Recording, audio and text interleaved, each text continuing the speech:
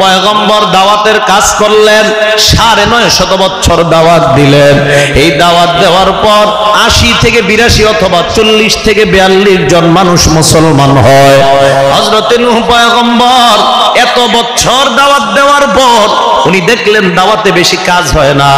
আল্লাহর কাছে দোয়া করলেন, আল্লাহ ইন্নী দাউতু কওমি লাইলান ওয়া নাহারা, আমি আমার সম্প্রদায়কে দিনের বেলা দাওয়াত দিলাম, রাতের বেলা দাওয়াত দিলাম, ফালাম ইয়াজিদহুম দুআই ইল্লা ফিরারা, এরা আমার দাওয়াত পাইয়া শুধু পলায়ন করে। আল্লাহ মাবুদ গো, এক কাজ করো, এদের কি তুমি ধ্বংস করে দাও। আল্লাহ বললেন, নূহ কেন ধ্বংস করব? নূহ নবী বললেন, ইন্নাকা ইনতাদারহুম ইউদিল্লু ইবাদাকা ওয়া লা ইয়ালিদু ইল্লা ফাজিরান কাফফারা, এদেরকে যদি আপনি দুনিয়ার মধ্যে ছেড়ে দেন, এদের সন্তানগুলোও তাদের মতো খারাপ হবে। মাবুদ এদেরকে আপনি সমূলে ধ্বংস করে দেন। নূহ নবীর দোয়া আল্লাহ কবুল করলেন। কবুল করার পর ধ্বংসের একটা সিস্টেম আল্লাহ জানায়া দিলেন। আল্লাহ বললেন, ওয়াসনাইল ফুলকা, এ নূহ পয়গম্বর আপনি একটা জাহাজ বানান, বিআয়ুনিনা, আমার তত্ত্বাবধানে একটা জাহাজ বানান। হযরতে নূহ পয়গম্বর জাহাজ বানানোর ঘোষণা পাইলেন। পাওয়ার পর জাহাজ বানানোর কাজ শুরু করবেন। আল্লাহর কাছে প্রশ্ন করলেন, আল্লাহ জাহাজ কি স্টিল দিয়ে বানাবো নাকি কাঠ দিয়ে বানাবো? আল্লাহ জানায়া দিলেন, মিন খাসাব, আপনি কাঠের মাধ্যমে একটা জাহাজ বানান। এই ঘোষণা দেওয়ার পর নূহ নবী বললেন, আল্লাহ কোন গাছের কাঠ দিয়ে বানাবো? আল্লাহ বলে দিলেন, মিন খাসাবিস সাদ, শাল কাঠ দিয়ে আপনি জাহাজ বানান। কি কাঠ মনে থাকবে নি? নূহ নবী যে জাহাজটা বানাবে কি কাঠ দিয়ে? সবাই বলেন। শাল কাঠ দিয়ে বানানোর পর হযরতে নূহ নবী এই হুকুম পাওয়ার পর পুরা দুনিয়াতে তালাশ করলেন, শাল গাছ কোথাও পায় না। আল্লাহর কাছে দোয়া করলেন, আল্লাহ আমি শাল গাছ কোথাও পাই না, কি করতে পারি? আল্লাহ এবার জিব্রাইলের মাধ্যমে শাল গাছের চারার ব্যবস্থা করে দেয়। ইতিহাস মনে রাখবেন, দুনিয়াতে সর্বপ্রথম শাল গাছ নূহ নবীর জামানা থেকে দুনিয়াতে শুরু হয়। হযরতে নূহ নবী এবার শাল গাছ বড় হওয়ার অপেক্ষা করলেন। এক বর্ণনায় ২০ বছর অপেক্ষা করলেন, গাছ বড় হতে হবে তো। আরেক বর্ণনায় ৪০ বছর, আরেক বর্ণনায় ১০০ বছর। আমার কাছে মনে হয় ৪০ আর ১০০ বছরের বর্ণনাটা দুর্বল। ২০ বছরের বর্ণনাটা আমার কাছে সহি মনে হয়, তবে আমার মনে হয় ওটা শরীয়তের দলিল না। আমি বললাম ৩টা বর্ণনার ২০ বছরের বর্ণনাটা আমার কাছে সহি মনে হয়, তবে বিজ্ঞ উলামারা যেটা বলবেন সেটাই সঠিক কথা। আমার কথা সঠিক হতে হবে এটা জরুরি না। ২০, ৪০, ১০০ তিনটার যে কোনো একটা হবে। তা আমার কাছে মনে হচ্ছে ২০ বছরের বর্ণনাটাই সঠিক। ২০ বছর অপেক্ষা করার পর শাল গাছ যখন বড় হয়, এবার শাল গাছ কাটলেন। শাল গাছ কাটার পর এবার জাহাজ বানাবেন। আল্লাহর কাছে দোয়া করলেন, আল্লাহ জাহাজটা দেখতে কেমন হবে? জিব্রাইলকে আল্লাহ জাহাজের ইঞ্জিনিয়ার হিসাবে পাঠায় দেয়। জাহাজ বানানোর কাজ শুরু করবেন। আল্লাহ জানা দিলেন, জাহাজটা লম্বায় হবে ৮০ গজ, পাশে হবে ৫০ গজ, সামনাটা আসমানের দিকে হবে ৩০ গজ। সবাই বলতে হবে জাহাজ কোন কাঠ দ্বারা তৈরি? লম্বায় কয় গজ, পাশে কয় গজ, সামনাটা আকাশের দিকে কয় গজ? ৩০ গজ। জাহাজ লম্বায় হবে ৮০ গজ, পাশে ৫০, সামনাটা আসমানের দিকে হবে ৩০ গজ। তবে জাহাজটা কয়তলা বানাবে এটা আল্লাহর কাছে প্রশ্ন করলেন। জানা আসেনি কারো? সামনে থেকে কয়তলা? কোন ১০ তলা, ১২ তলা, ২০ তলা, একটা কোন না? আল কামিল ফি তারিখ ইবনুল আসিরের মধ্যে আল্লামা ইবনুল আসির লেখেন, আমারা হুয়াইয়া জালাস সাফিনাতা আলা সালাসি তাবাকাত। আল্লাহ বললেন ৩ তলা বিশিষ্ট একটা জাহাজ বানান। এক তলার নাম হবে সুফলা, ২ নাম্বার তলার নাম হবে উসতা। ১ নাম্বার তলার নাম সুফলা, ২ নাম্বার তলার নাম হবে উসতা, আর উপরের তলার নাম হবে উলিয়া। এই ৩ তলা বিশিষ্ট একটা জাহাজ বানান। নূহ নবী বললেন, আল্লাহ তিন তালা জাহাজ কেন বানাবো? আল্লাহ জানায়া দিলেন, এক নাম্বার তালায় হিংস্র প্রাণীগুলা রাখবেন, দুই নাম্বার তালায় গরু ছাগলগুলা রাখবেন, আর তিন নাম্বার তালায় আমার শ্রেষ্ঠ বান্দা মানুষগুলা আপনি উঠাইবেন। হযরতে নূহ পয়গম্বর এবার তিনতলা একটা জাহাজ বানায়, শাল কাঠ দ্বারা বানায়, লম্বায় 80 গজ, পাশে 50 গজ, সামনাটা আসমানের দিকে 30 গজ, আর জাহাজটা তিনতলা। হযরতে নূহ নবী জাহাজ বানানোর পর আল্লাহর কাছে দোয়া করলেন, আল্লাহ জাহাজ আমি বানাইলাম, এবার আমার কাজটা আমি আপনার কাছে জানতে চাই। আল্লাহ বললেন, হাত্তা ইদা জা আমরুনা ওয়া ফারাতান নূর, আমার হুকুম যখন আসবে, চুলার মধ্যে মা বোনরা ভাত রান্না করলে ভাতের মার যেমন টকবক করে জমিন থেকে পানি এইভাবে টকবক করবে, এমন যখন হবে সেদিন মনে করবেন জাহাজ চলার সময় শুরু হবে। হযরতে নূহ নবী অপেক্ষা করতে লাগলেন, ওনার বিবি একদিন চুলার মধ্যে রান্না করতেছে। বড় আশ্চর্যের ব্যাপার, ওনার বিবি যেই চুলায় রান্না করতেছে, চুলাটা ওনার বিবির চুলা নয়, আমাদের আম্মা হাওয়ার চুলা, মা হাওয়ার চুলা। বংশ পরম্পরায় আস্তে আস্তে আল্লাহ পাক ওই চুলাটা হযরতে নূহ নবীর বিবির হাতে পৌঁছা দেয়। চুলাটা কার বলেন তো? হাওয়া, মা হাওয়া। ওনার থেকে চুলাটা আস্তে আস্তে হযরতে নূহ নবীর বিবির হাতে পৌঁছে। আপনারা কি আমার ভাষা বুঝতেছেন সবাই? তাহলে বলেন তো জাহাজটা কয় তালা, লম্বায় কয় গজ, পাশে কয় গজ, সামনাটা আসমানের দিকে কয় গজ, কি কাঠ দিয়ে বানাইছে? দুনিয়ার প্রথম ঘরটা কোথায় বলেন তো? দুনিয়ার প্রথম ঘরটা কোন পাথর দ্বারা তৈরি হয়েছে? ইয়াকুত পাথর। কোন জায়গার ইয়াকুত পাথর? জান্নাতের। মনে থাকবে নি কথাগুলা? চাই স্টলে বৈশাখ কিবোর্ড শেখার না করে এগুলো আলোচনা করবেন, ঠিক আছে তো? জাহাজ উনি বানাইলেন, অপেক্ষা করতে লাগলেন। ওনার বিবি চুলায় রান্না করতেছে। চুলাটাকে ওনার বিবির না আম্মাজান হাওয়া থেকে আস্তে আস্তে ওনার বিবির কাছে আসছে। এখন প্রশ্ন, চুলাটা হুজুর রান্নাতে করতেছিলেন কোন জায়গায়? আমাকে পূর্বতলায় কোন এলাকায় বৈশা নাকি? প্রশ্ন হয়। তিনটা বর্ণনা। এক নাম্বার আমাদের হিন্দুস্তানের কোন এক এলাকায়, দুই নাম্বার বর্ণনা মক্কার কোন এক এলাকায়, তিন নাম্বার বর্ণনা বাইতুল মুকাদ্দাসের দক্ষিণ গেটে বৈশা ওনার বিবি রান্না করতেছিলেন। ওনার বিবি চুলার মধ্যে রান্না করতেছিলেন, হঠাৎ তাকায় দেখে মাটি থেকে পানি টকবক করে উঠতেছে। স্বামীর কাছে দৌড়ায় যায়, কি ব্যাপার? এমন এমন দৃশ্য আমি দেখলাম।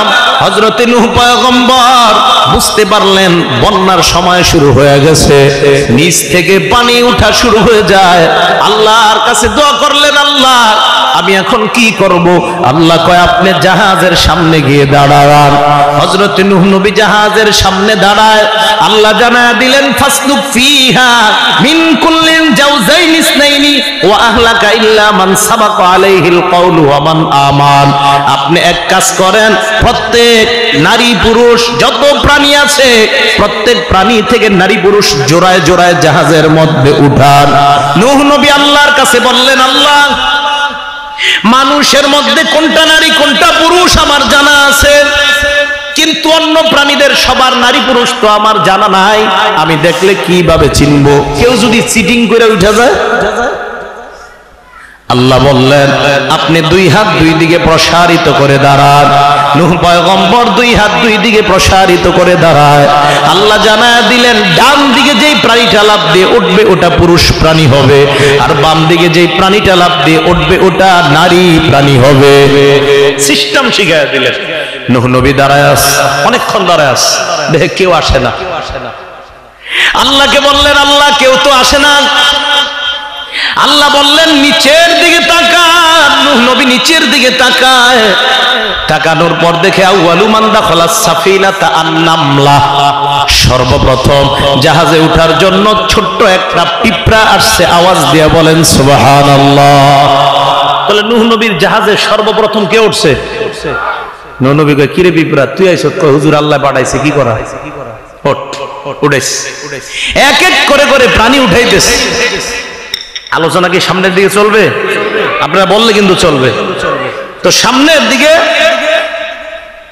যদি আলোচনা চলে ইনশাআল্লাহ আপনারা সবাই স্টেজে ওলামায়ে কেরাম ছাড়া সামনে যারা আছেন হাতগুলো তুলে নামান, আবার আরেকবার তুলেন, আবার নামান। মানে কিছু মনে করেন না, আমাদের ঘুমের ভাব থাকলে ওটা চলে গেছে, ঠিক আছে? হ্যাঁ, তো এবার জাহাজের মধ্যে পিঁপড়া উঠছে প্রথম। পিঁপড়া ওঠার পর দেখলেন আস্তে আস্তে অন্য প্রাণী আসতেছে। হঠাৎ রশির মতো পেঁচাইতে পেঁচাইতে একটা প্রাণী আসছে, নাম কি? সাপ। নূহ নবী সাপ দেখার পর আল্লাহর কাছে বলেন, আল্লাহ, সাপ আমি ভয় পাই, মানুষও ভয় পায়, এ মাবুদ সাপ না উঠাইলে হয় না। আল্লাহ বললেন, না, সাপ উঠাইতে হবে। সাপ যদি না থাকে সাপের বংশ বিস্তার কিভাবে হবে? সাপে আমি আল্লাহ বিষ দান করলাম, জাহাজে যতদিন থাকবে ততদিনের জন্য আমি তার বিষ দূর করে দিলাম। সাপ উঠানোর পর অন্য প্রাণীগুলো আসতেছে। হঠাৎ বনের রাজা সিংহ আসছে। নূহ নবী কয়, আল্লাহ, সিংহ মানুষও ভয় পায়, গরু ছাগলও ভয় পায়, এটারে উঠানোর কোনো দরকার নাই। আল্লাহ বললেন, না না, কোনো সমস্যা নাই, সিংহের মাথায় আপনি হাত দেন। হযরতে নূহ নবী সিংহের মাথায় হাত দেয়। হাত দেওয়ার পর আল্লাহ বললেন, কি বুঝলেন? কয়, মাবুদ, সিংহের মাথা গরম। আল্লাহ বলেন, না না, এটা গরম না, এটা হলো একটা রোগ। এই রোগের নাম হলো আল হুম্মা। হুম্মা শব্দের অর্থ হলো জ্বর। দুনিয়ার ইতিহাসে কোনো মানুষের সর্বপ্রথম জ্বর হয় নাই। দুনিয়ার ইতিহাসে সর্বপ্রথম ওই নূহ নবীর জাহাজে যেই সিংহটা উঠছে, ওই সিংহের শরীরে আল্লাহ সর্বপ্রথম জ্বর নামক রোগটা দান করছে। এর আগে দুনিয়াতে কোনো মানুষের জ্বর হয় নাই।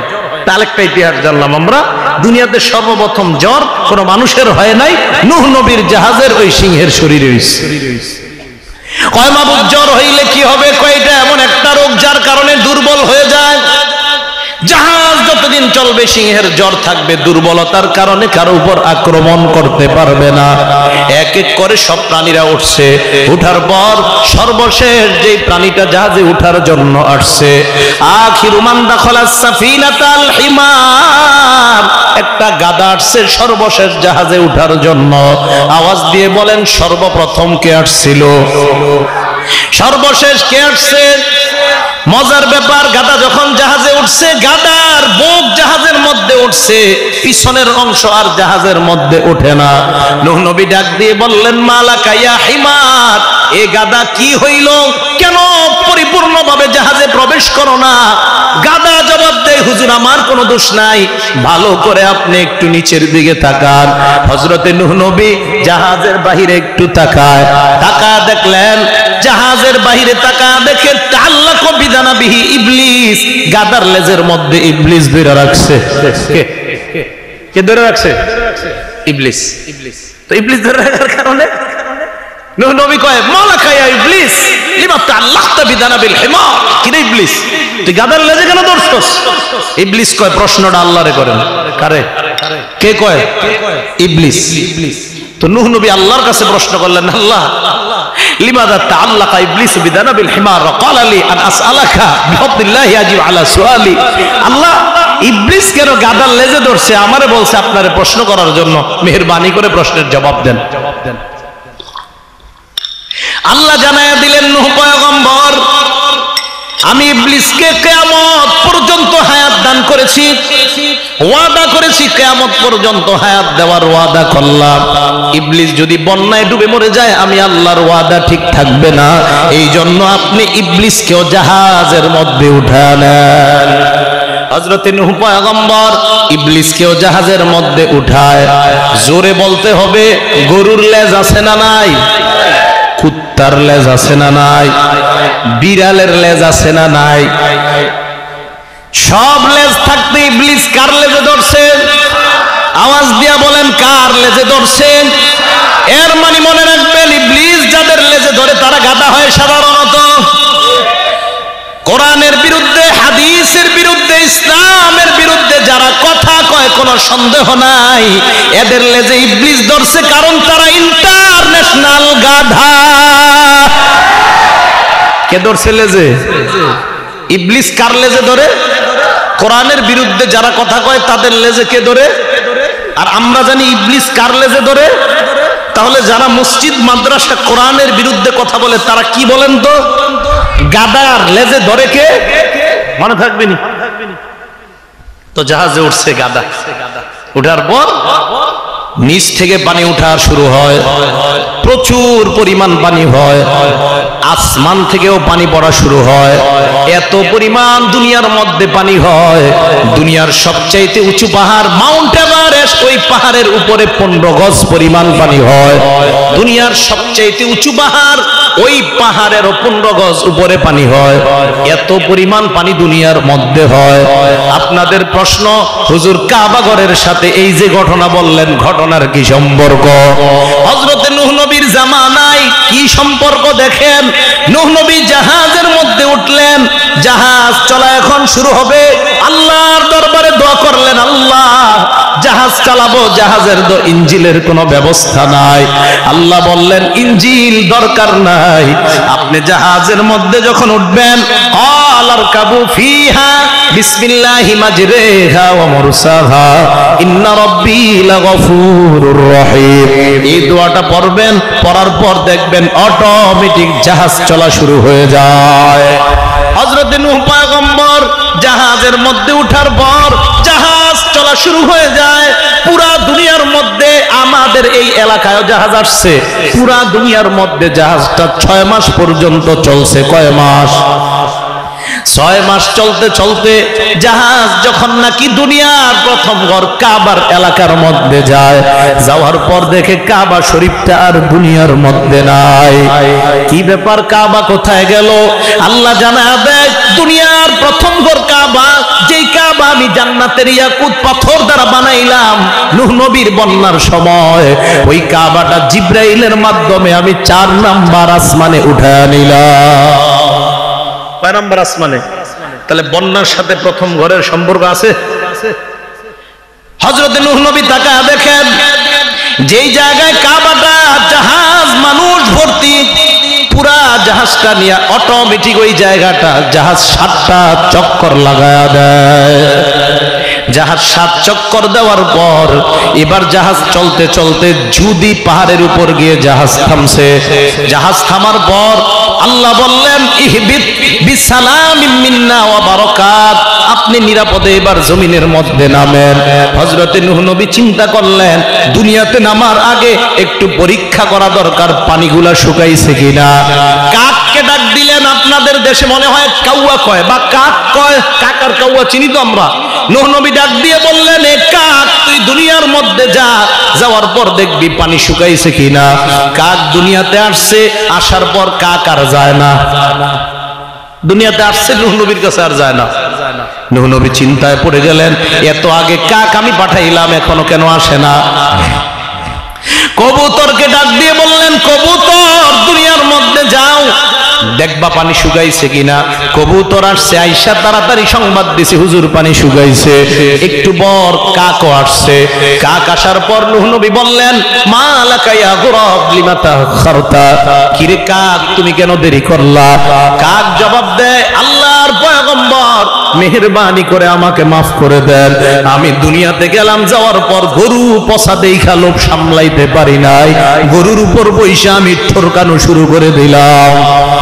হযরতে নূহ নবী তাকায়া বলেন, এ কাক, কিয়ামত পর্যন্ত মানুষের সাথে তোমার বসবাস সম্ভব নয়। আর কবুতরকে বললেন, কবুতর, কিয়ামত পর্যন্ত মানুষ একটা ঘরে ঘুমাবে, পাশের ঘরে ছোট্ট তোমার জন্য ব্যবস্থা করে রাখবে। আপনাদের এলাকায় কাক কেউ পালে? কবুতর?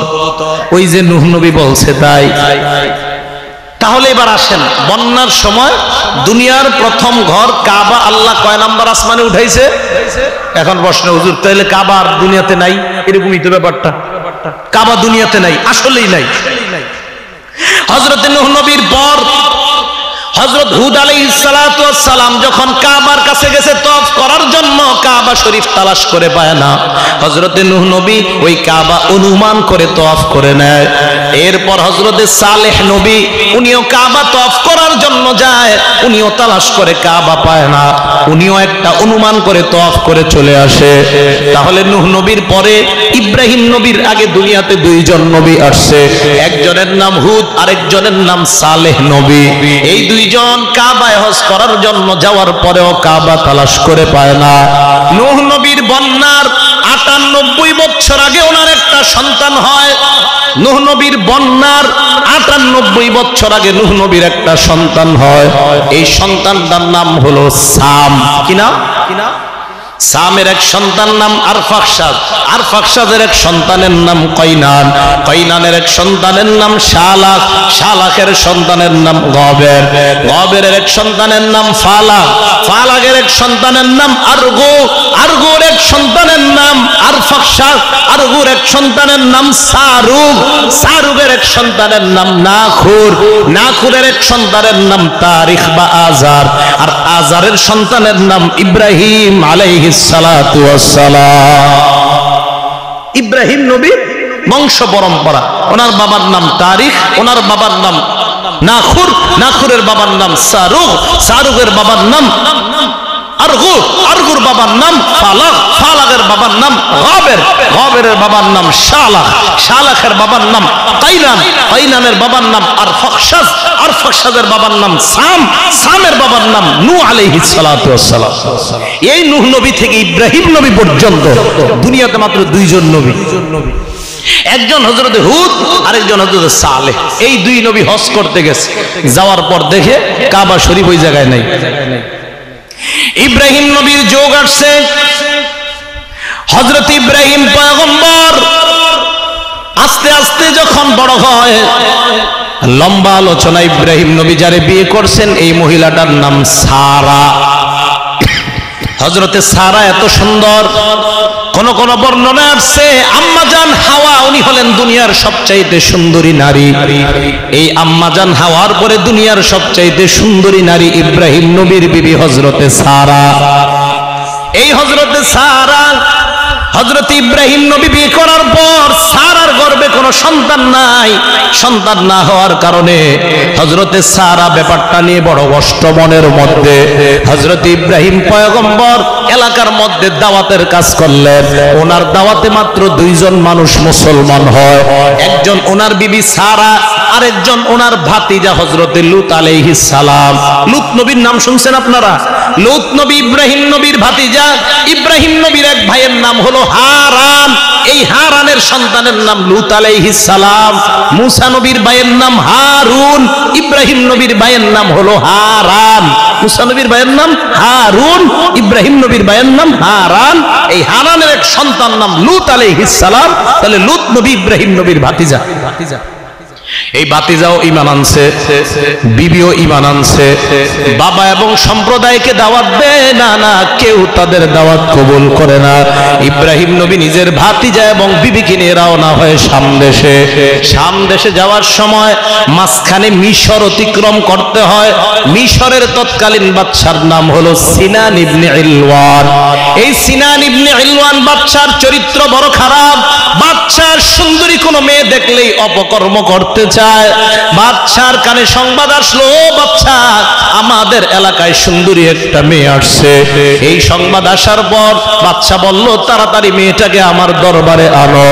ইব্রাহিম নবী সারাকে বলল, সারা, বাদশার সামনে যাওয়ার পর বাদশা যদি তোমাকে প্রশ্ন করে কে তুমি, তুমি বলবা তুমি আমার বোন, আমি তোমার ভাই। সারা বললেন, আপনি তো আমার স্বামী লাগেন, আমি কেন বলবো আপনি আমার ভাই? কয় সমস্যা নেই, আদম তোর বাপ আমারও বাপ, এই হিসাবে আমরা ভাই বোন। হ্যাঁ, আদম তোমার বাপ আমারও বাপ, এই জন্য আমরা ভাই বোন, সমস্যা নেই। সারারে নিয়ে গেছে ইব্রাহিম নবীকে বাদশা সিনান ইবনে ইলওয়ানের সামনে নিয়ে গেছে। যাওয়ার পর বাদশা প্রশ্ন করলো, মান আনতি ওয়া মান হুয়া, তুমি কে, সে কে? সারা জবাব দিল, আনা উখতুহু ওয়া হুয়া আখি, সে আমার ভাই, আমি তার বোন। বাদশা দেখছে সারা এত সুন্দরী, ভাই বোনের পরিচয় দিলেও লাভ নাই।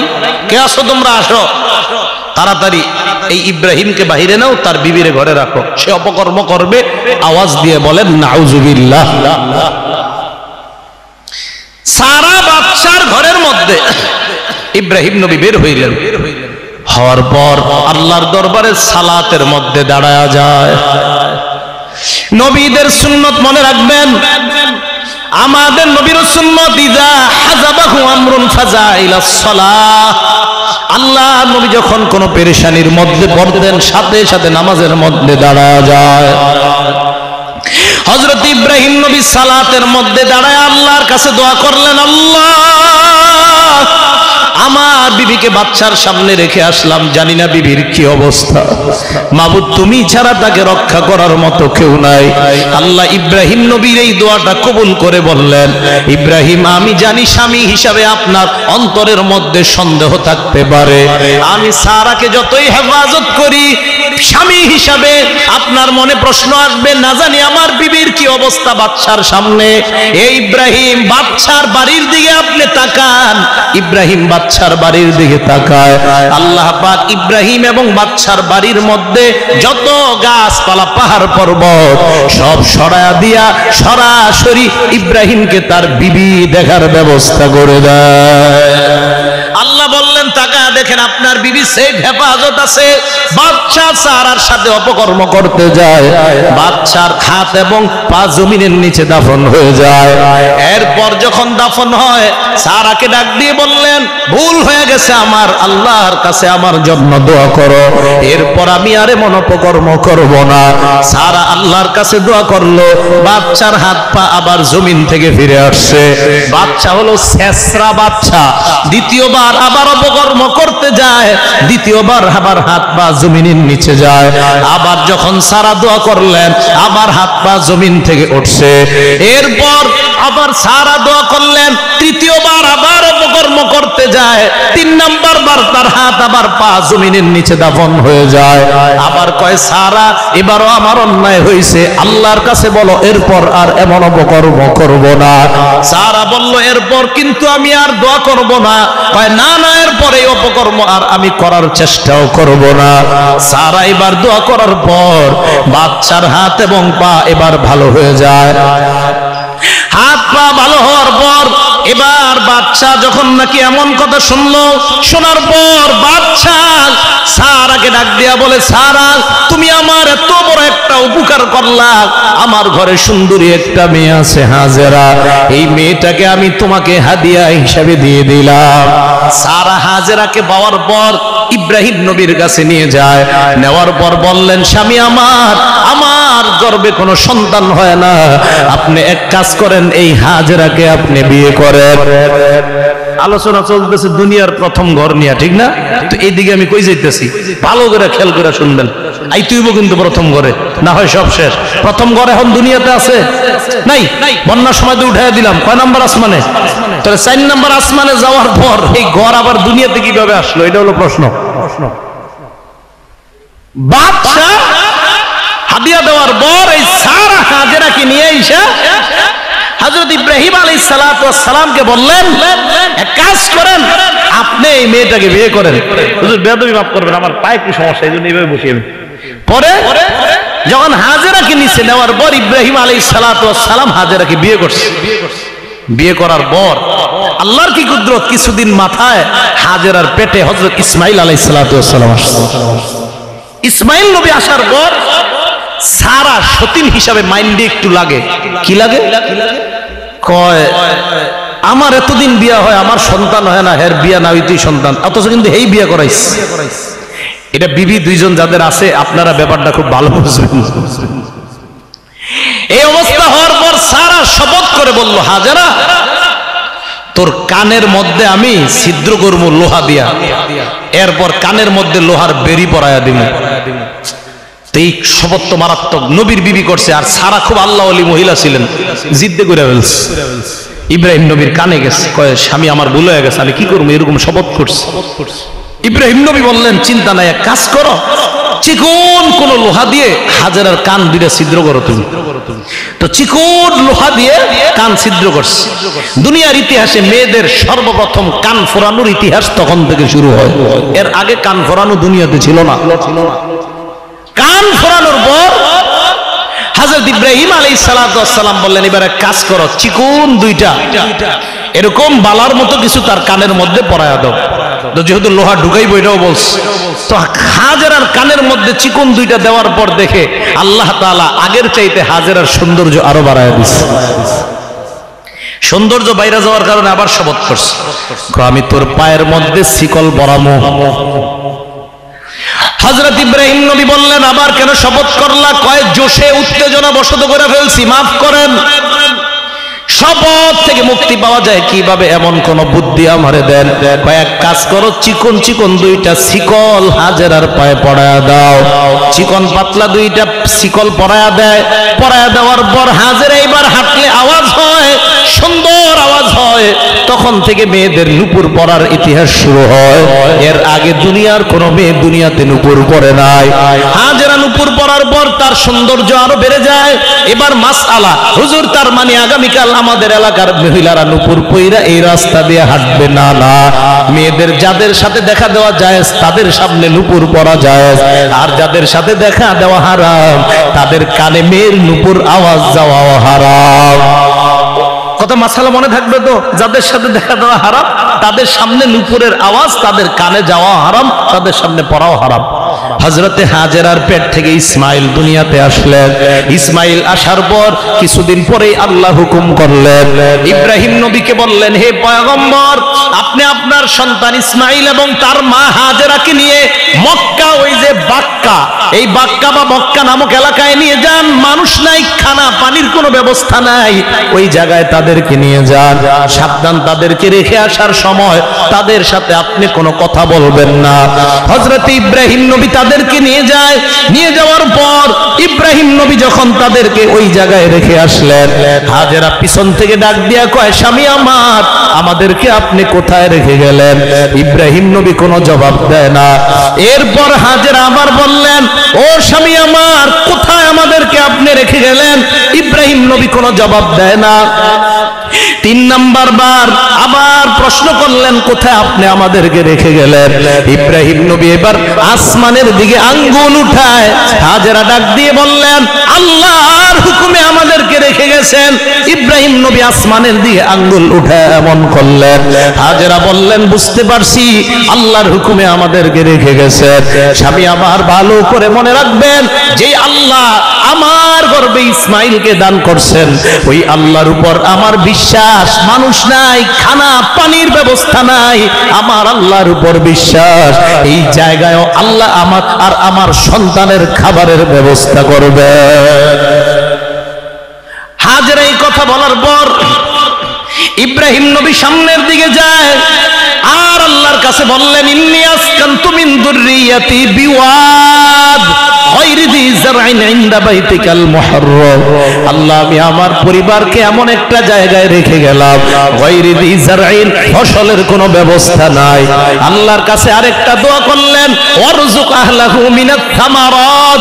আল্লাহ, তোমার কাছে দোয়া করলাম, এই জায়গার অধিবাসীদেরকে তুমি ভরপুর বরকত দান করে দাও। ইব্রাহিম নবীর দোয়ার এত বরকত, কিয়ামত পর্যন্ত ওই মক্কা শরীফ পুরাটাকে আল্লাহ বরকতময় বানায়া দেয়। এই জন্য আল্লাহ কোরআনে বললেন, মুবারাকা, এই ঘরটা বরকতপূর্ণ, মুবারাকা বরকতপূর্ণ। ওই যে নবী ইব্রাহিম দোয়া করছে, এই জন্য আল্লাহ পুরা এলাকাটা বরকতময় বানায়া দিলেন। ইব্রাহিম নবী দোয়া করার পর হাজেরার সাথে 1 প্যাকেট খেজুর আছে, 1 মগ পানি ছাড়া আর কোনো খাবার নাই। 2-4 দিন যাওয়ার পর পানি শেষ, খেজুর শেষ, পেটে যদি খাবার না থাকে মায়ের বুকে দুধও আসে না। ইসমাইলের দুধের ব্যবস্থা কি হবে? হাজেরা চিন্তায় কাতর। একবার সাফা পাহাড়ের উপর যায় আর একবার মারওয়া। সাফা আর মারওয়া মোট 7টা চক্কর লাগায়। মাঝখানে একটা জায়গা, ওই জায়গাটার নাম হলো সাই, সাই বাইনা সাফা ওয়াল মারওয়া। ওই জায়গাটা একটু জোরে দৌড়ানো লাগে। জানেননি কেন? হাজেরা যখন এই জায়গাটা চক্কর মারছে, ছোট্ট একটা জায়গায় জোরে দৌড় দিছে। আল্লাহ বলেন, হাজেরার এই দৌড়টা আমি এত পছন্দ করলাম, কিয়ামত পর্যন্ত যত হাজী হজ করবে আমি আল্লাহ তাদের জন্য এই দৌড়টাও হজের নিয়মের মধ্যে রেখে দিলাম। হযরতে স্যার হাজেরা একবার পাহাড় সাফাত যায় আর একবার মারওয়া, আর উকিমাইরা এইভাবে তাকায় সন্তান ইসমাইল আছে কিনা। এই জন্য হাজিরাও 2 জায়গায় চক্কর দেওয়ার পর এইভাবে উকি মেরে দেখতে হয়। ওই যে হাজেরা উকি মেরে তাকাইছে, হযরত ইসমাইলের দিকে তাকায়। 7 চক্কর লাগানোর পর দেখি ইসমাইলের পাশে একটা যুবক। সুবহানাল্লাহ। মানুষ ছিল কয়জন? হয়ে গেছে কয়জন? ছিল কয়জন? ছিল কয়জন? 7 দৌড় দেওয়ার পর কইছে কয়টা? যুবক একজন ডাক দিয়ে কয়, হাজেরা দৌড়ানোর কোনো প্রয়োজন নাই, তোমার সন্তানের পায়ের দিকে তুমি তাকাও। আরেক বর্ণনায় আমার পায়ের দিকে তাকাও। ইসমাইল পা এইভাবে নাড়ায়, পায়ের নিচে তাকায় দেখে ইসমাইলের পায়ের নিচে আল্লাহ জমজম কূপের ব্যবস্থা করে দেয়। জমজম কূপের ব্যবস্থা হওয়ার পর পানির ব্যবস্থা হয়ে যায়। একদল ব্যবসায়ী ওই এলাকা দিয়ে যায়, হঠাৎ দেখে একদল পাখি ঝাঁকে ঝাঁকে কোথায় যেন যায়। আবাবিল অর্থ জানি কি? আবাবিল পাখির নাম? আওয়াজ দিয়ে বলেন আবাবিল পাখির নাম না, জোরে বলেন আবাবিল পাখির নাম। আমি নবীর ওয়ারিস, আমার কথা বিশ্বাস করেন, আবাবিল কোন পাখির নাম না। যে বলবে উনি হয়তো ভুল বলবে, মুখ দিয়ে ভুলে এসে যাবে, আবাবিল পাখির নাম না। আমি অন্তত কয়েকশো পৃষ্ঠা পড়েছি আবাবিল কোন পাখির নাম কিনা। আবাবিল কোন পাখির নাম না, বিশ্বাস করেন, হাজার হাজার পৃষ্ঠা মোতালা হয়েছে। আবাবিল কোন পাখির নাম না। আবাবিল এর অর্থ হলো ঝাঁকে ঝাঁকে। এতদিন ভুল শুনেছেন, আবাবিল কোন পাখির নাম না। তো দেখে একদল ব্যবসায়ী একদল পাখি ঝাঁকে ঝাঁকে কোথায় যেন যাচ্ছে। ব্যবসায়ীরা পিছনে পিছনে যায়, কি ব্যাপার পাখি কই যায় ঝাঁকে ঝাঁকে? হঠাৎ যায় দেখে পাখিগুলো একটা কূপের পাশে বসছে। সুবহানাল্লাহ। ব্যবসায়ীরা তাকায় দেখে তার মানে এই জায়গায় পানির ব্যবস্থা আছে। পাশে তাকায় দেখে একটা মহিলা আর তার বাচ্চা। এখন ওই কূপের কাছে যাইতে দেয় না হাজী সাহেবদেরকে। 1999 সনে আমি গেছিলাম, ছোট ছিলাম, কোরআন প্রতিযোগিতায় গেছিলাম। তো তখন একদম কূপটা যেই জায়গায়, ওই জায়গায় ঢুকতে পারছিলাম সরকারি ভাবে, ভুইকা একদম কূপটা দেখে আসছি। এখন আর কিন্তু কূপ দেখতে দেয় না। তো তখন আপনার এই কূপের পাশে দেখে পাখি বসে, পাশে হাজেরা আর ইসমাইল বসা। চিন্তা করে, তার মানে এই জায়গায় মানুষও আছে, পানিও আছে। এক কাজ করি, আমরা যদি আশেপাশে 2-4টা ঘর বানাই, সমস্যা কি? আল্লাহ বলেন হাজেরা আর ইসমাইলের বরকতে পানিও দিলাম, মানুষেরও ব্যবস্থা করলাম, ঘর বাড়িরও ব্যবস্থা করে দিলাম। তো ঘর বাড়ির ব্যবস্থা হইছে। আস্তে আস্তে ইব্রাহিম আলাইহিস সালাতু ওয়াস সালামের বয়স 6 বছর হয়েছে। বলেন কয় বছর? এদিকে ঘটনা আরেকটা ঘটে গেছে। কি ঘটছে? ইব্রাহিম নবী তার বিবি হাজেরাকে যখন নিয়ে আসলেন মক্কায়, ইসমাইল নবী হাজেরার পেটে থাকা অবস্থাতে, এই বর্ণনাটা হতে পারে, তবে আরেক বর্ণনা ইসমাইল এবং হাজেরাকে মক্কায় দিয়ে যাওয়ার পর একদিন ইব্রাহিম নবীর বাড়িতে মেহমান আসছে। কি আসছে বলেন? ইব্রাহিম নবী মেহমান ছাড়া খানা খায় না। একটা হাদিস আপনারা মনে রাখবেন, নবীজি বলেন ইযা আরাদাল্লাহু বিকাউমিন খায়রা আহদা ইলাইহিম হাদিয়া। আল্লাহ যখন কোন সম্প্রদায়ের কল্যাণ চান, তাদের কাছে আল্লাহ হাদিয়া পাঠায়। সাহাবারা প্রশ্ন করলেন ওমা তিলকাল হাদিয়াতু ইয়া রাসূলুল্লাহ, হুজুর ওই হাদিয়াটা কি? নবীজি বললেন আদ-দাইফ, আদ-দাইফ মেহমান, আদ-দাইফ মেহমান ইয়াতি বিরিজকিহি। কয় মেহমান মেজবানের বাড়িতে দুনিয়ার যত কল্যাণের রিজিক আছে এই রিজিক নিয়ে যায়। কার কি করে? আরেকটা কাজ করে, ওয়ায়ারতাহিলু বিযুনুবি আহলিহি, ওই পরিবারের যত গুনাহ আছে সব গুনাহগুলা মেহমানের মাধ্যমে আল্লাহ মাফ করায় দেয়। ইব্রাহিম নবী মেহমান ছাড়া খানা খাইতেন না। তো ইব্রাহিম নবী একদিন ওনার বিবি সারা সহ ঘরের মধ্যে আছে, হঠাৎ ওনার বাড়ির মধ্যে মেহমান আসছে। মেহমান আসার পর ইব্রাহিম নবী খুব খুশি হয়েছে, আমার বাড়িতে মেহমান। ফারাগা ইলা আহলিহি, বিবির কাছে গিয়ে বলল তাড়াতাড়ি মেহমানের খানার ব্যবস্থা করো। ছোট্ট মোটা তাজা একটা গাবি জবাই করে ওটা ভুনা করে তাড়াতাড়ি তাদের সামনে নিয়ে আসছে। আনার পর মেহমানদের সামনে খাবার রাইখা বললেন আলা তাকুলুন, ও মেহমানরা খাবার খান। মেহমানরা কোনো জবাব দেয় না। ইব্রাহিম নবী চিন্তায় পড়ে যায়। ফাউজাসা মিনহুম খিফা, আরেক আয়াতে আসছে ফাউজাসা ফি নাফসিহি খিফা, মনে মনে ভয় পেয়ে যায়, কি ব্যাপার মেহমানরা কেন খায় না? হঠাৎ ইব্রাহিম নবী বারবার যখন নাকি বললেন খানা খান, মেহমানরা বললেন লা তাখাফ, ভয়ের কোনো কারণ নাই, আমরা দুনিয়ার কোনো মানুষ নই, ইন্না উরসিলনা ইলা কওমি লূত, আমরা আল্লাহর পক্ষ থেকে প্রেরিত ফেরেশতা।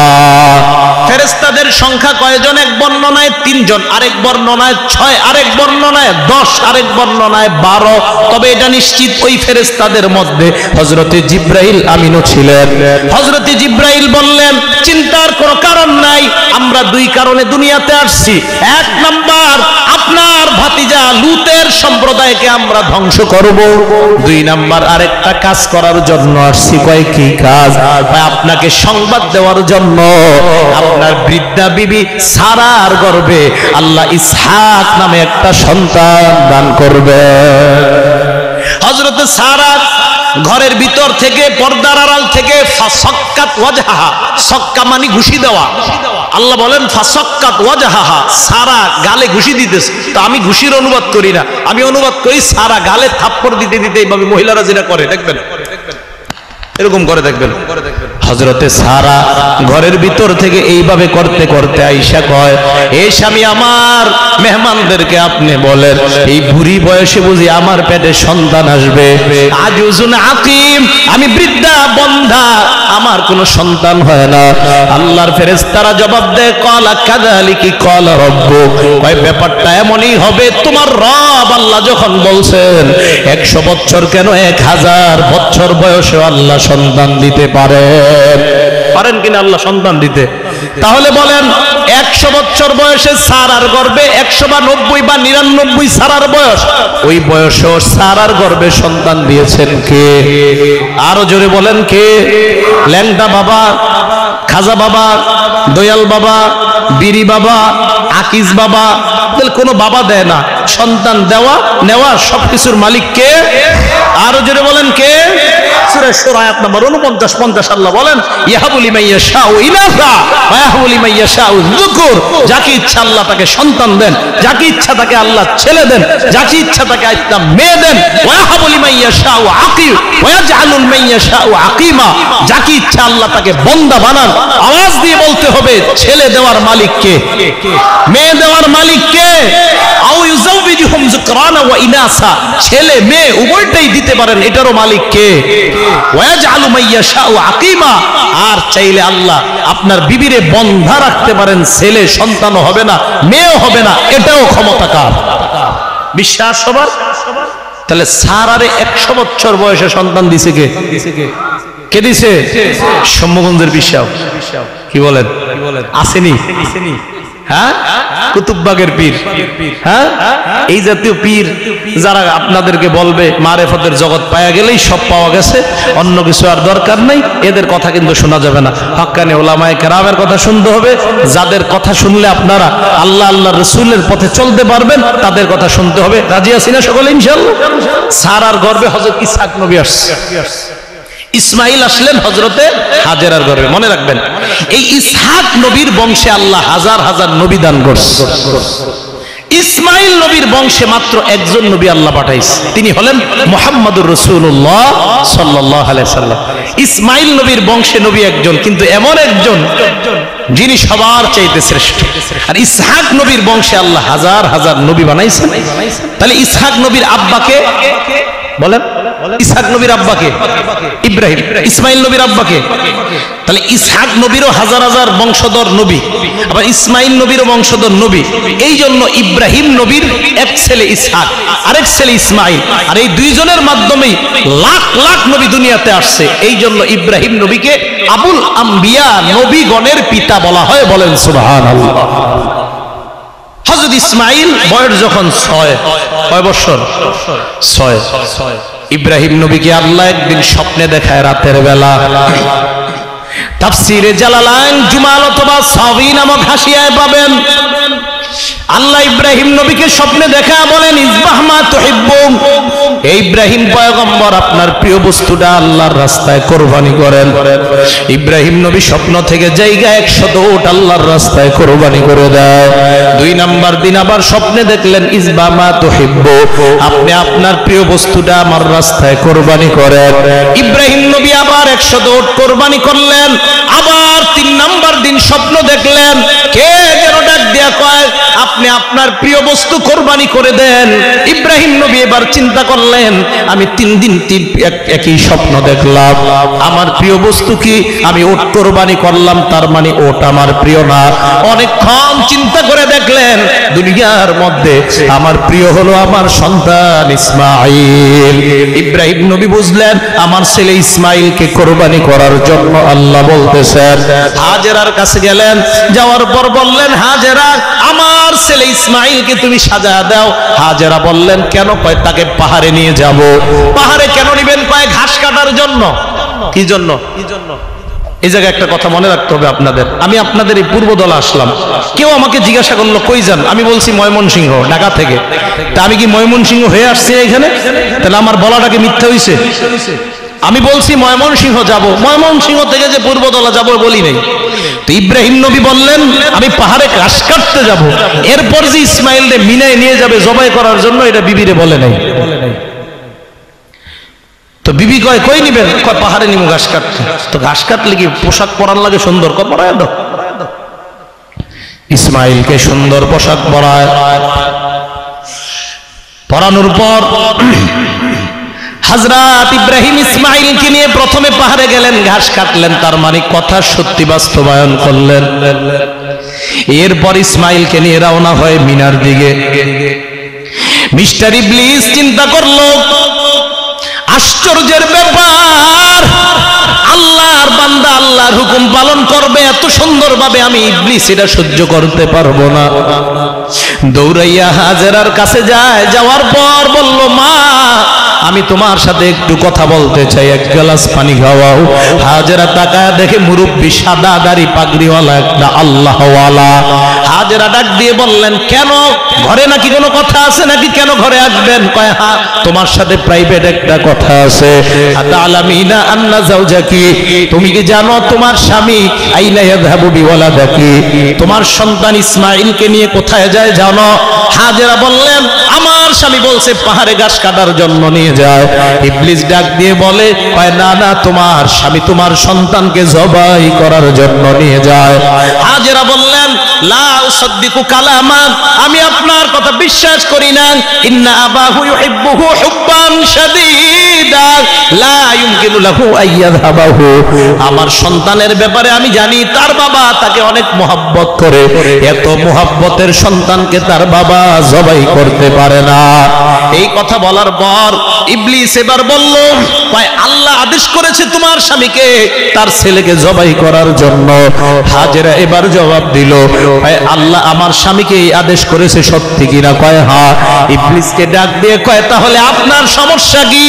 আল্লাহর হুকুম আমার স্বামী পালন করবে, এটা তো আমার গর্ব করার বিষয়। আল্লাহর হুকুম অবশ্যই আমার স্বামী পালন করবে, এটা কোনো চিন্তার কারণ নাই, আমার স্বামী আল্লাহর হুকুম পালন করতেছে। ইবলিস দেখলো ইব্রাহিম নবীর বিবি ওনার মতোই পাকা ইমানদার, দৌড়ায় ইসমাইলের কাছে আসছে।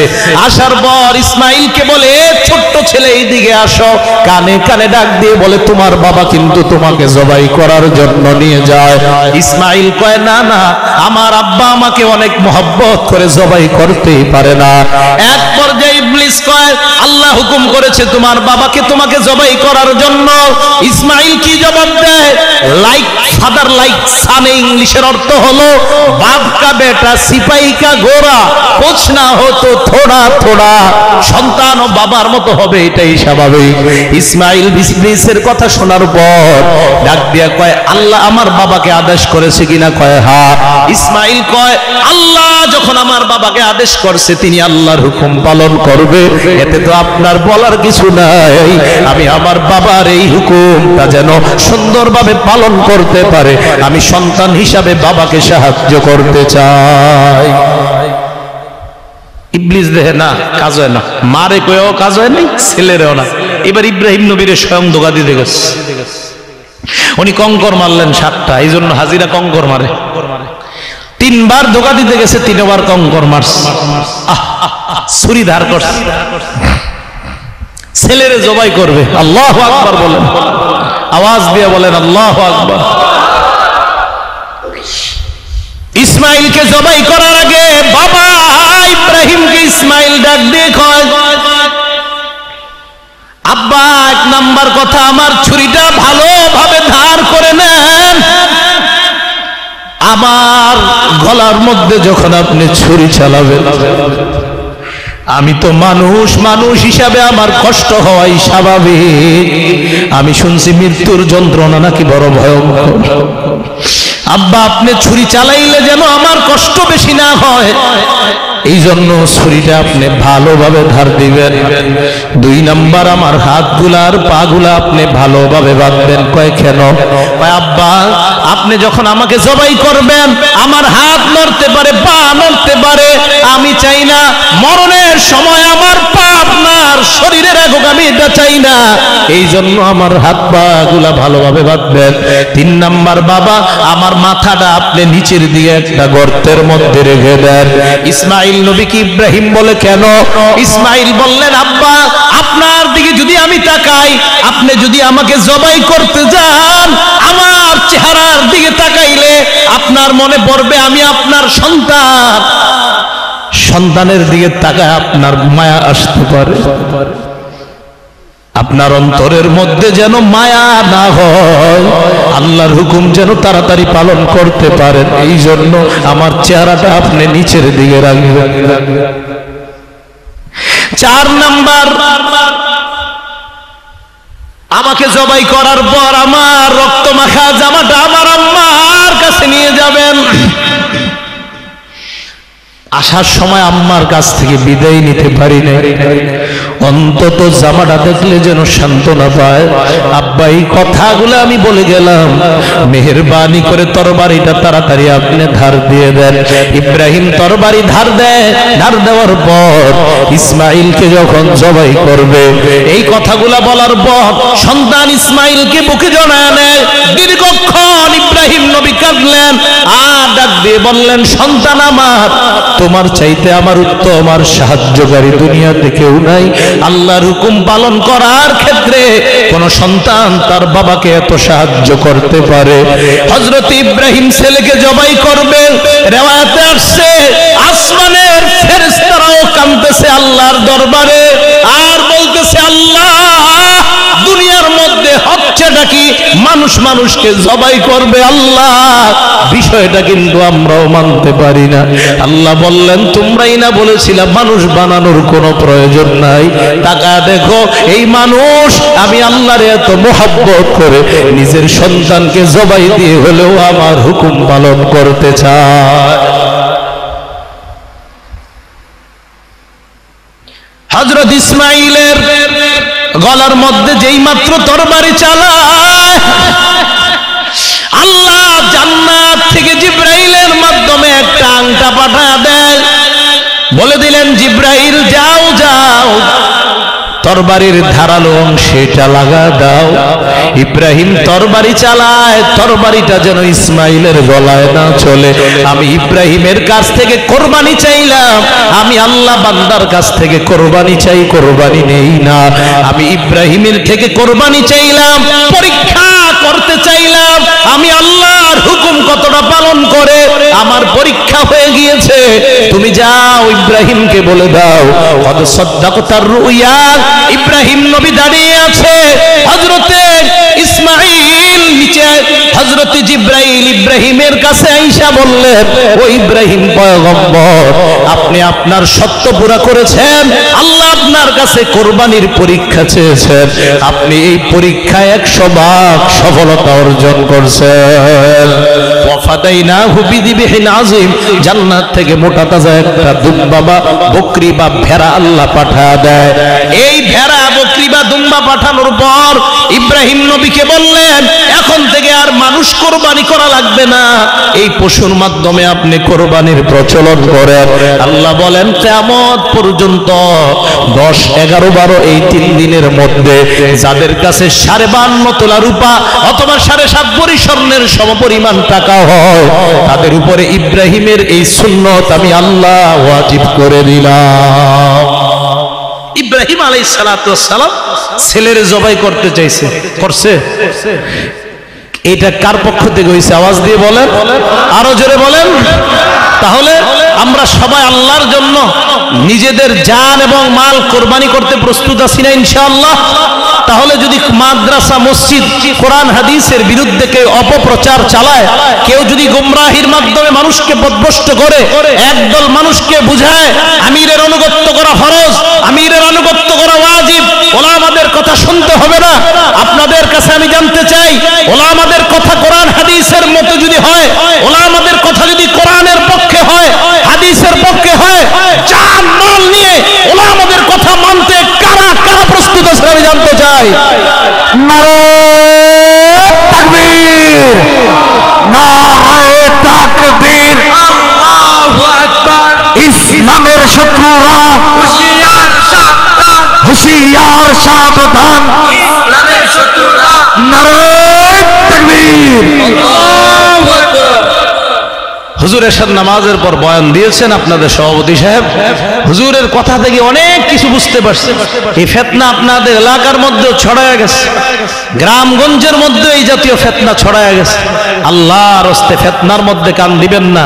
আমি সত্যি কথা বলতেছি, ওলামায়ে কেরাম কখনো আপনাদের শত্রু না, ওলামায়ে কেরাম আপনাদের বন্ধু, ওলামায়ে কেরাম আপনাদের কখনোই শত্রু না। আপনি দেখবেন তাসলিমা নাসরিন খেদাও আন্দোলন, এটা কিন্তু ওলামায়ে কেরাম করেছেন। ফতোয়ার বিরুদ্ধে রায় দিয়েছে দুইজন বিচারপতি, তাদেরকে মুরতাদ ঘোষণা মুফতি আমিনী করেছেন। ওলামায়ে কেরাম নিজেদের রক্ত দিয়েছেন, ফতোয়া কোর্টের মধ্যে বৈধতা প্রমাণ করেছেন। শুধু তাই নয়, 2011 সালের 4 এপ্রিল যখন ফতোয়ার বিরুদ্ধে রাষ্ট্রীয়ভাবে আইন হয়ে যাবে যে ফতোয়া চিরতরে বাংলাদেশ থেকে অবৈধ ঘোষণা করা হবে, আপনারা জানেন 4 এপ্রিল মুফতি আমিনীর হরতালের মাধ্যমে সারা পৃথিবীকে ওলামায়ে কেরাম জানিয়ে দিয়েছে কোরআনের বিরুদ্ধে রায় অন্তত বাংলাদেশের মুসলমান কখনো মানতে পারে না। এই জন্য ওলামাদের সাথে সবাই আসি না ইনশাআল্লাহ। ইসমাইলের বয়স যখন কত, তখন কুরবানি বয়স কত ছিল? কত সবাই বলেন? বয়স যখন 18, কত বছর? 18 বছর যখন ইসমাইলের বয়স, আল্লাহ ইব্রাহিম নবীকে ডাক দিয়ে বললেন, ইব্রাহিম মক্কা নামক এলাকার মধ্যে আপনি যান। ওই এলাকায় যাওয়ার পর দুনিয়ার প্রথম ঘর যেই কাবা আমি জান্নাতের ইয়াকুত পাথর দ্বারা বানাইলাম, নূহ নবীর বন্যার সময় ওই কাবাটা আমি 4 নম্বর আসমানে উঠা নিলাম। আপনি যান ওই কাবা আবার বানান। হযরত ইব্রাহিম মক্কায় যায়, যাওয়ার পর দেখে ইসমাইল ব্রেনের কাজ করতেছে। ইব্রাহিম নবী ডাক দিয়ে বললেন, ও সন্তান ইসমাইল, আল্লাহ আমাকে বলছে আল্লাহর ঘর বানানোর জন্য, তুমি আমাকে সহযোগিতা করবা কিনা? ইসমাইল বললেন, আব্বা আমি সহযোগিতা করব। ইব্রাহিম নবী নিজেই রাজমিস্ত্রি হলেন, ইসমাইলকে জোগালি বানাইলেন, আল্লাহর ঘর বানাবে।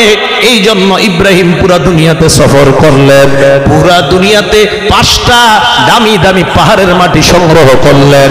1 নাম্বার হেরা পর্বতের মাটি, 2 নাম্বার জুদি পাহাড়ের মাটি, 3 নাম্বার তুরে সিনার মাটি, 4 নাম্বার তুরে জিতা নামক পাহাড়ের মাটি, 5 নাম্বার লেবনান বা লুবনান পাহাড়ের মাটি, 1 নাম্বার হেরা পর্বতের মাটি, 2 নাম্বার তুরে সিনার মাটি, 3 নাম্বার জুদি পাহাড়ের মাটি, 4 নাম্বার তুরে জিতার মাটি, 5 নাম্বার লেবনান বা লুবনান পাহাড়ের মাটি।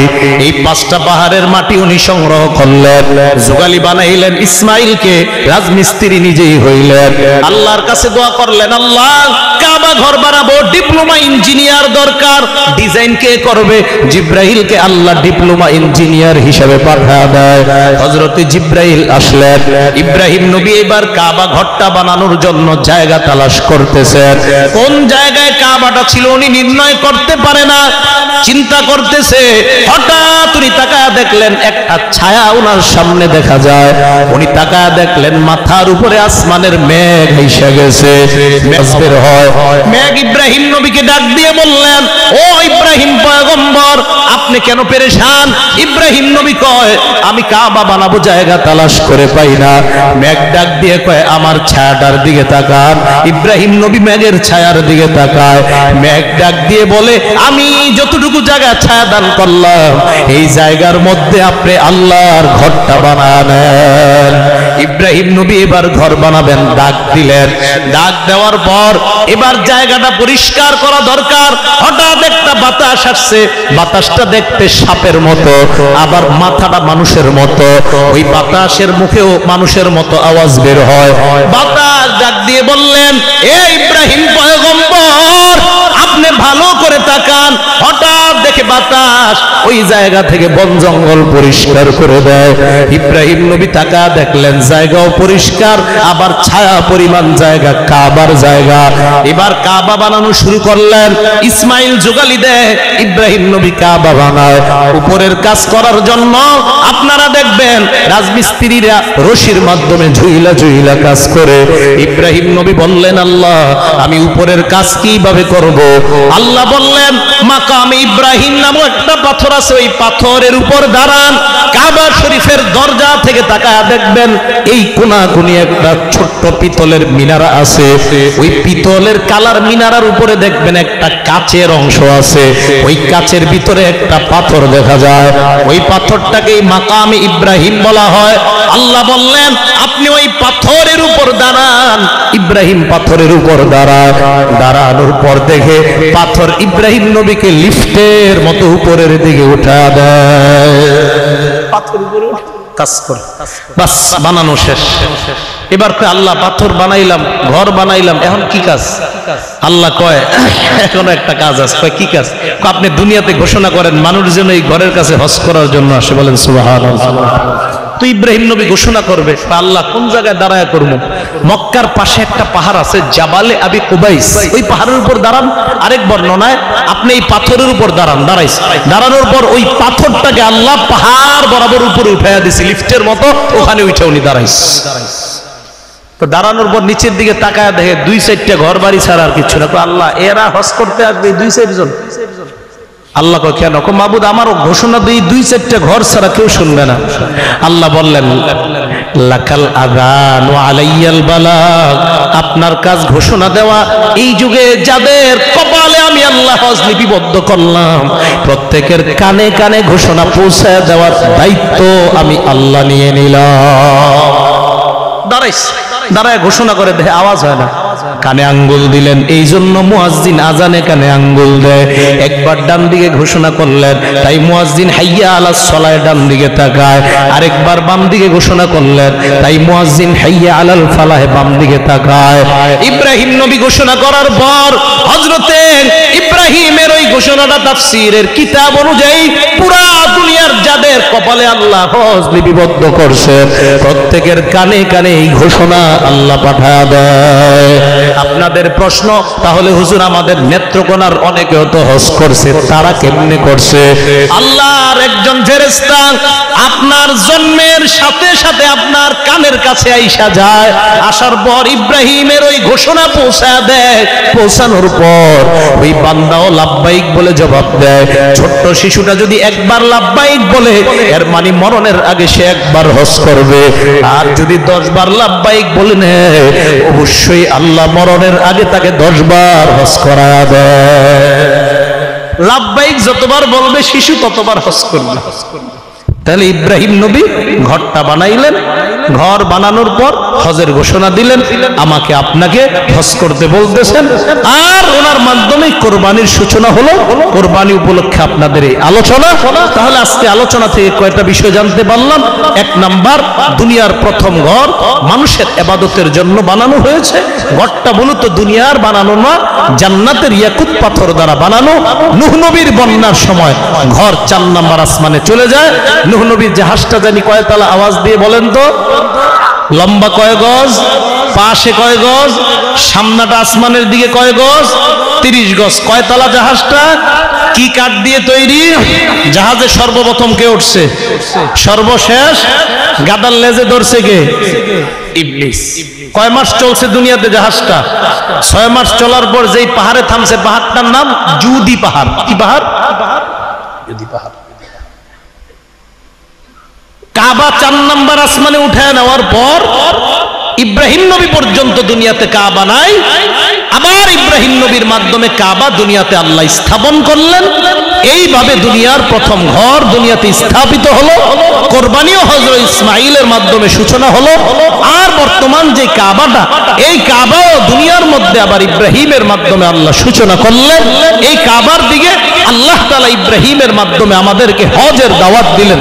আল্লাহ পাক রব্বুল আলামিন যাদেরকে তৌফিক দান করেছেন, আমরা যেন মরণের আগে অন্তত একবার হজ আদায় করতে পারি, আল্লাহ আমাদের সকলকে তৌফিক দান করেন। আমিন। ওয়া আখিরু দাওয়ানা আলহামদুলিল্লাহি রাব্বিল আলামিন।